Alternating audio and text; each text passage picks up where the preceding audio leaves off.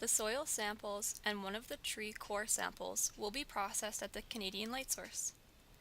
As Canada's only synchrotron, the CLS is among the smallest synchrotrons in the world, but also among the brightest.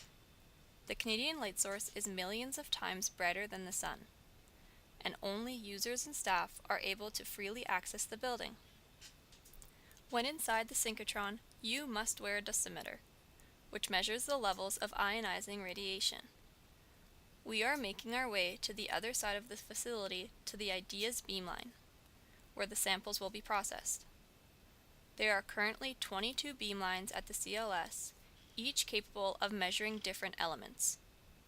Below these rails is where all the science happens.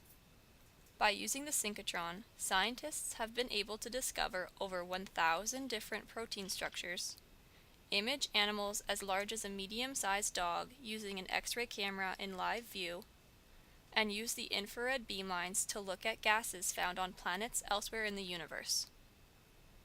This is the experimental floor where you can access the beamlines. Here is the main hutch where students and scientists conduct their experiments. And here is the optics hutch. This is where the samples are measured and the light from the synchrotron interacts with our sample. The synchrotron uses light to analyze the samples. Here, Tyler will explain how this process works. Go. Welcome to the Canadian light source. We are Canada's one and only synchrotron light source, and as the name suggests, we are in the business of producing light. That all starts off in our basement on step number 1, way down here. This is where we take electrons, speed them up to a high fraction of the speed of light, sending them down these lines, through our inner booster ring, speeding them up out to our outer storage ring, out here. And in that outer ring, that's where we grip them around the corner, those electrons, and they shed light as they do that. That light is then harnessed to send down these beam lines toward end stations where researchers will conduct their experiments. That is the after all or end goal for the IDEAS beamline.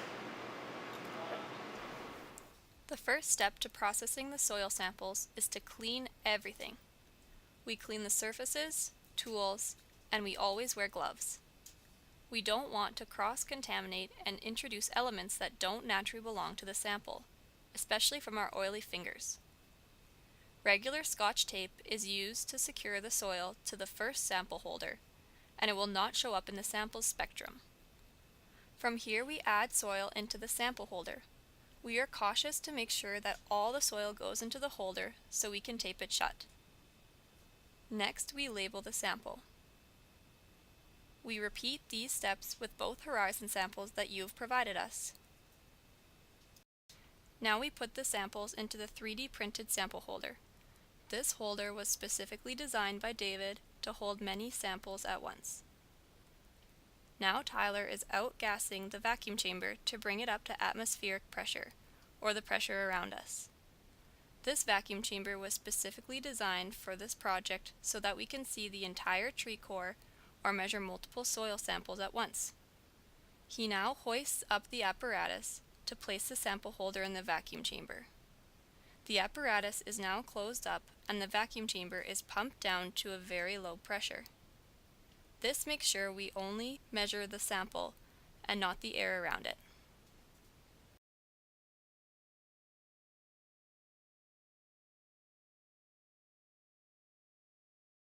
David has designed the setup so the samples can be lifted or lowered using a laptop. It is a very complex system, custom made for the tree project, yet it can still be used by high school students. There are also cameras located around the vacuum chamber so we are able to watch the sample from the main hutch. Using those cameras back in the main hutch, we use a fluorescent card to line up the crosshairs that will then be used to line up the sample with the beam. From there we check the brightness and set up the scan time. Then run an X-ray fluorescence scan on the sample. Now, we will receive data on the screen in the form of peaks at specific energies. These energies are fingerprints for elements. Matching up the peaks with an X-ray data booklet will tell us exactly what elements are in the sample. So, as you can see, at the peak of 6400 electron volts matches up with the primary iron peak. There is also a smaller peak at 7050 electron volts matching up with the iron secondary peak. Therefore, we know there is iron in the sample. Once the scan is complete, we then label it and save it. We then move on to the next sample. After we have collected all the data, we will analyze the data.